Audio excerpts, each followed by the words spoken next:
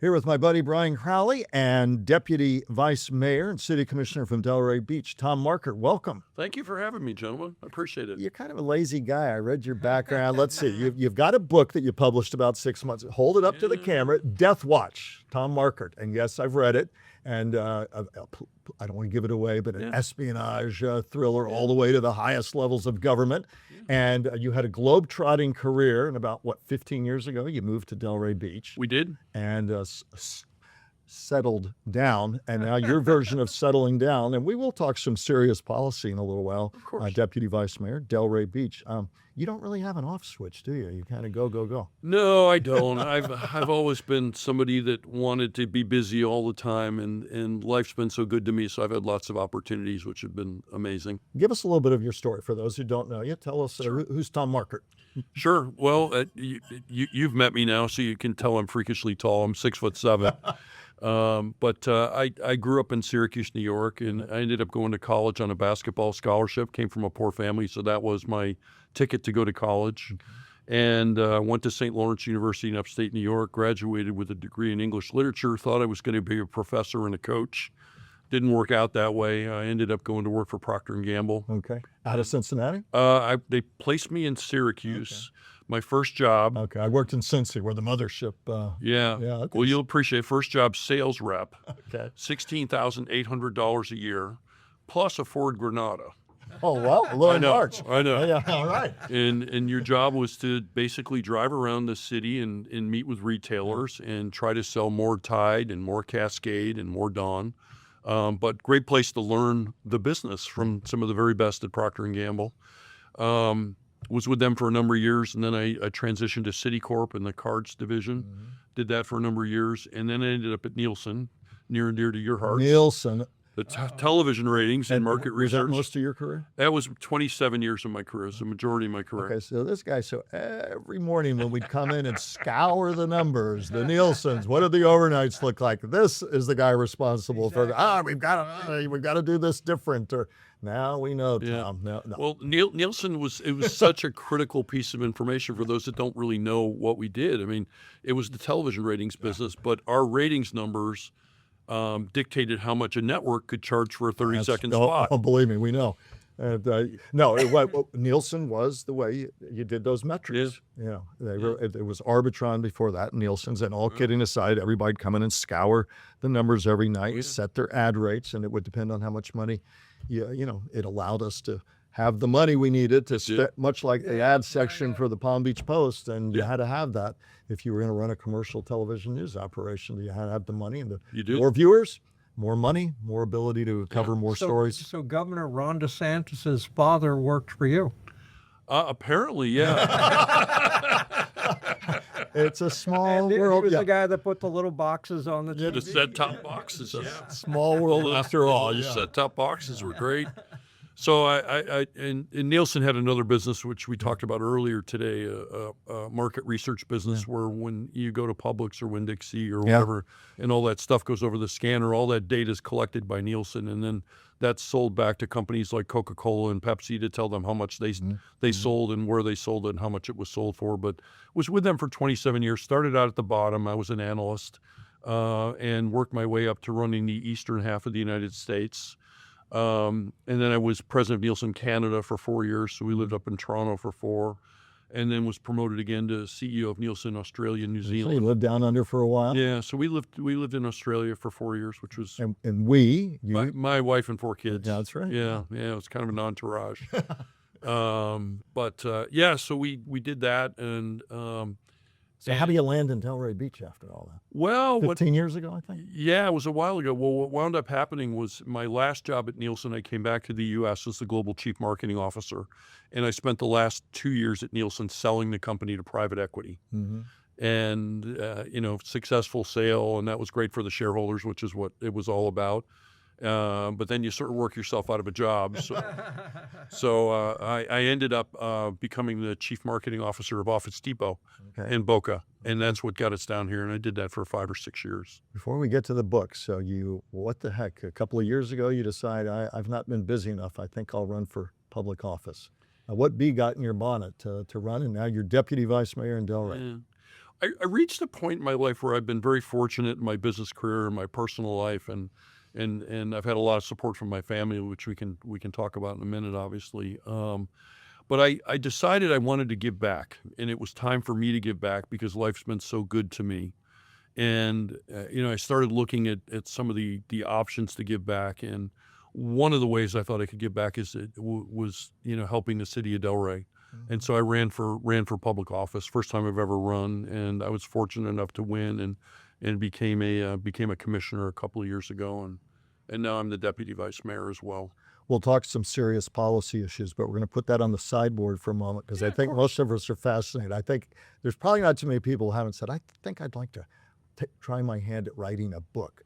Now, this is actually Death Watch. Hold it up one more time. This was actually your third book, right? Yeah, I wrote 2 business books earlier in my career. Hold it so they can see it. yeah. On the camera. There we go. There you go. And those early ones were published by a pretty big publisher. Harper Collins published them globally. Yeah. They were good, and they were fun books to write. The one that really did well was called "You Can't Win a Fight with Your Boss." Right. And it was all about mistakes I made. I should have read that one.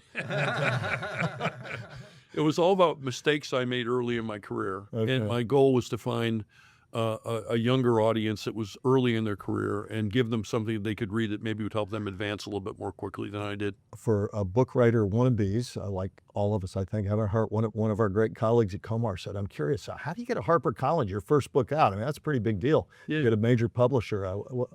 That's a lot of hoops to jump through to get their attention and get them to publish it. Yeah, you knock on a lot of doors, and I was fortunate when I wrote the book. We were living in Australia, and one of the senior executives at Harper Collins was also an American who was living in Australia, and he gave me a lot of advice on how to do it and what to do. And it's very difficult to get a publisher that good, particularly in your first book. But they were great, and they published my first 2 books globally, which was great. You should write a book. I'm waiting for your book. Well, give me a minute here.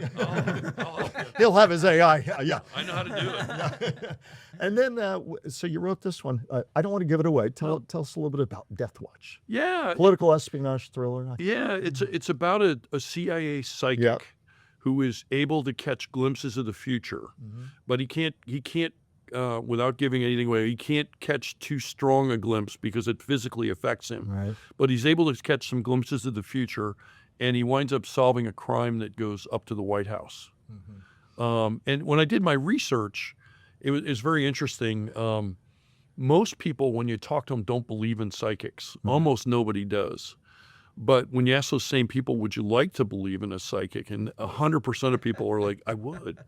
So I tried to write a story about a psychic that it's hard to not like him and not be rooting for him. Is that a lifelong interest in the world of psychic? I mean, what's the germ of an idea? I always wonder, where do you get that germ of an idea where you on the first page say, I'll do this? I don't know. Like you drive down the street and you see that psychic signs, and I've never gone in, but I've always been intrigued by it. Yeah. And that's the germ of an idea? Yeah. How long does it take to write? It probably took about a year, something like that. I was writing a lot of stuff concurrently. I've got 3 movie scripts that are done.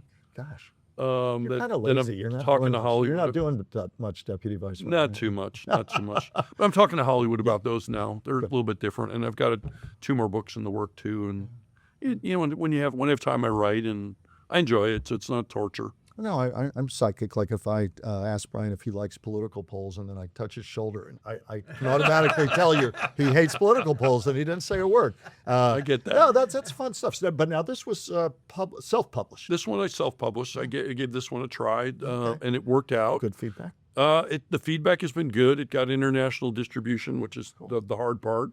And, it's available everywhere. Walmart picked it up. Barnes & Noble picked it up. Obviously, Amazon picked it up. And it's been translated into multiple languages in different countries and all that. Right, so right. It's doing well. Early days. But I will say, when you self-publish, you do lose some of the muscle that somebody like a Harper Collins brings in, the marketing muscle and the cloud. And so, I don't know what I'll do with my next book. I'll have to evaluate if I do it myself or I go back to one of the traditional publishers, because they do bring value. What do you say to frustrated or first-time book authors who are standing on the diving board or saying, I want to try, I got to start it? What's your advice? Yeah, I would say don't give up. It's hard. And I spoke at FIU at a class. They asked me a bunch of seniors who were writers and stuff, and I got some really good questions, like how do you go about writing it, and you have to do what's comfortable for you. Some people are very good with outlines. Right. Maybe it's you. It's not me. Mine is just sort of in my head, and I just have a vision for where I want it to go, and I'd start writing. Cool. But that doesn't work for everybody. So I think you got to find the path that is most comfortable for you, that let you come out on a piece of paper. I want to get back to your fascinating story and the energy and enthusiasm you bring to it. But we've got one of the best in the business here when it comes to policy issues, and we want to come to the world of the real and the potentially city and taxpayer altering. We've got, with your hat on as Deputy Vice Mayor, we've got a big November coming up with the property tax amendment and the like. So take it away. Well, what do you think the impact will be if it passes? Yeah, it's a tough one. I mean, the world's kind of weighing in on it right now. Again, we're talking Amendment 3 could change homestead exemptions, really ramp them up. Yeah. What could it mean to you? And there's more information coming out, and hopefully, the voters will be well informed by the time we get to November. But it could have very big changes. Delray is a fairly big city, so we'll have some advantages there that smaller cities will not have. Smaller cities are just smaller; they're not going to have as many options. And when you look at a lot of cities, and this is Delray, I mean, we really are a city with three buckets where we spend money. We spend it on our police department, our fire department, and our all other.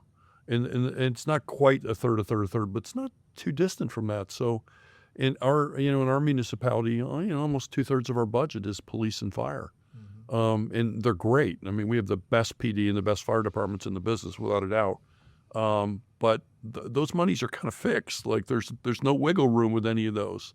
So as these changes come down and the municipalities are trying to figure out what are we going to do, it's a little bit like the corporate world. When I was there's only so many levers you can pull, and in our in our world and in most municipalities, you've only got this one bucket that's left that you're going to be able to make changes with. And then of course the big issue is, what do those changes mean? I mean, does it mean there's going to be less road work? Could be. And in the case of Delray, less events? Could be.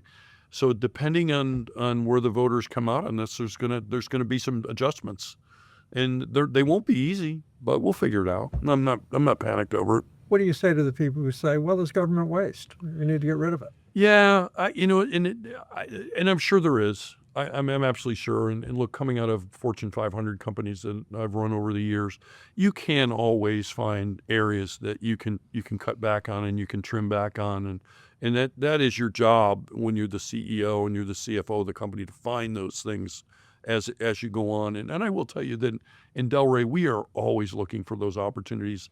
We don't sit back and just let things happen. The budget process, we involve we have a meeting on it tonight, as a matter of fact, but as you always do this time of year. And our residents come out and they give us their opinions, and the opinions are very valuable. And usually with these budget decisions, it comes down to making choices. And what I've asked the city manager to do right now, I was with him yesterday, is identify what those choices are so that we can view them and understand which ones we agree with, which ones we don't agree with, and what the impact of each of those changes is going to be, because changes change, and it'll either mean we're going to do more of this and less of this, or more of that and less of this. But that's what you're put in office for. And like I said, I did this for 30 years in the corporate world, and it's not unusual. And if there is waste, we'll find it. What impact could it have on the arts? And that's a great question as it relates to Delray, because we're obviously that's one of our big things, and it could have it could have a dramatic effect. But arts are important, and we're going to figure out a way, certainly in Delray, that no matter what the decisions are, we're not going to let our great art history that we have in Delray suffer. We'll figure it out. It's like all these things. We will figure it out. Not panicked about it. But that means probably charging fees that you haven't charged in the past, or... Yeah, there's all sorts of things being discussed right now about, what municipalities will do and won't do. It could be municipalities issue a fire tax. Mm-hmm. There could be a police department tax. It could be, where you've gone into parks often, and the parks are paid for, by the city or by the county. And they're free right now. It could be there's a fee to park there. I mean, there are things that are going to have to be done if we make cuts in this area to be able to make sure, the services that we deliver to the residents don't decline too precipitously, or they decline in a way that our citizens are okay with it. You had talked about small cities, and you've talked about this. You might be able to weather the storm. There's some concern some small cities in our county won't and could Big time. go out of business. And you've talked about that. Yeah, Brian. well, want to become part of the county. Just have to, dissolve the cities. Yeah, it's scary for the smaller cities, and I've talked to some of the elected officials, and we've been trying to learn from one another. That's one of the nice things is there's a lot of groups that allow us to get together, and we can kind of hear what other cities are thinking, because, if Boynton Beach has a better idea than we do, I want to consider it. I want to listen to it, and vice versa. Sometimes they come to us. So we're all talking and trying to learn, and we're all reading as much as we can and trying to figure out, if it goes this way or if it goes this way, what are we going to do? And we're working on both scenarios right now so that we're prepared. Any sense early on of where, well, not that early, I mean, the vote's in November for Florida voters to decide whether they want on Amendment 3 a big increase in homestead exemptions that could benefit them on one hand but hurt on another. Any early sense from your constituents where they stand? It seems to be moving a little bit, as more information Moving which way? More information's coming out, and I think people are beginning to understand that, yes, if we go forward and we take the cuts that we're talking about, that it isn't a pure cut unless you want to dump all these other services that people have been used to getting and love. And so I think the information's starting to filter out now. And look, people are people. They're going to make a good decision. So I think over the next few weeks and months, as the information comes out, I think the options will become clearer to the voters, and we got to do what the voters say, and we'll make it work one way or the other. We'll make it work. So you were a top executive for a number of companies. What do you think AI's impact is going to be on the kinds of businesses that you ran? Dramatic is what I would say. I think AI is entering every single business that I've been involved with and are involved with right now. I work with the FBI, and I can tell you the FBI has been very proactive with AI. Mm-hmm. We can talk more about that if you want. But they're being very proactive about it, both on the good side of AI and the bad side. Like, they're law enforcement, so they they look at both sides. But well, just the AI, and they've talked about this. And how does your work intersect with the FBI? Yeah, I run a company called the InfraGard National Members Alliance, and it's a FBI founded company. We were founded 30 years ago by the Bureau, and we were founded originally 30 years ago so that we could help them share non-classified information with vetted members of the American public, with a goal of educating Americans on types of crime and what it looks like so that you could be in front of crime. And we started out mostly in the IT space, sharing information about IT kinds of crimes, cyber crimes, ransomware, things like that. And most of our audience at that point in time were IT professionals. But the Bureau had this information. We wanted to get it in their hands so that they could get in front of those types of crime. But modern day now, the remit of the Bureau has gone like this.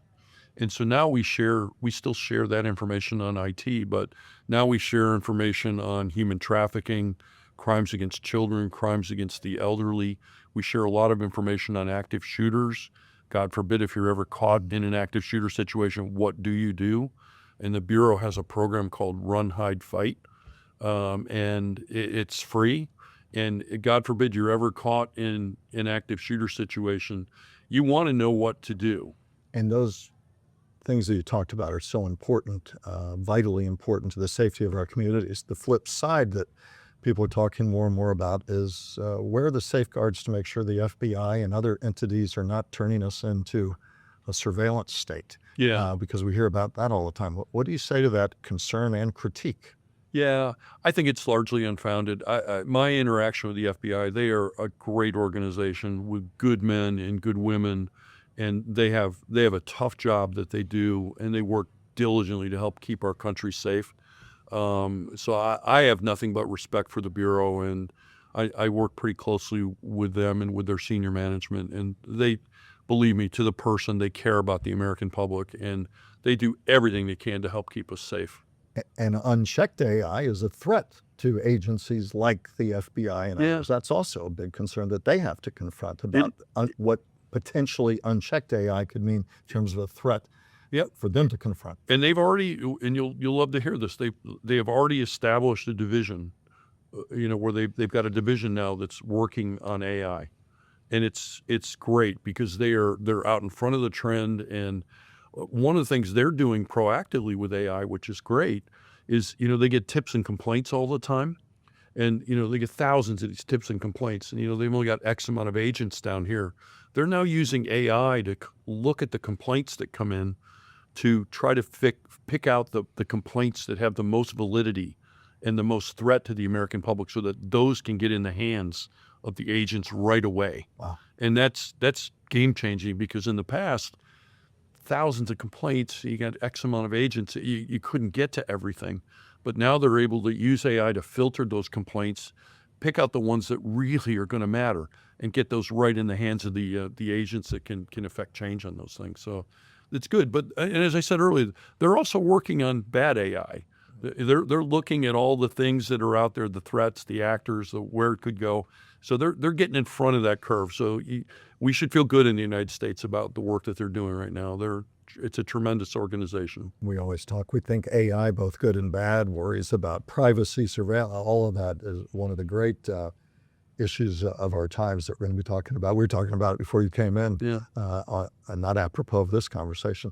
In our remaining time, as I sit here, I'm impressed with a guy who, holy cow, I wasn't kidding. You don't have an off button. When you look at what kind of drive, no, I say it as a compliment. When you look at what drives you and motivates you and the energy, you could have hung up your hat multiple times and you're going at it. What kind of makes Tom Markert in terms of that drive and that motivation and the very evident excitement about all the many different things you're doing? Yeah. Well, I've been super fortunate. My wife and I have been married for a long time. We met in college, and we've got 4 kids that, we moved 14 times for my job. Wow. With 4 kids. So, it was a big undertaking for the family. And all I thought I moved a lot of military kids. I was a piker compared to that. 14 times all over the world too. And, but my wife and kids were amazing. And, they've all turned out amazing today. Talk about diversity. I've got an actress.